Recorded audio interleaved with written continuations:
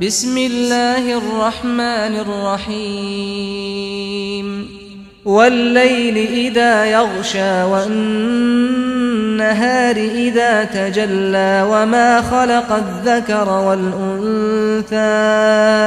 إن سعيكم لشتى فأما من أعطى واتقى وصدق بالحسنى فسنيسره لليسرى وأما من بخل واستغنى وكذب بالحسنى فسنيسره للعسرى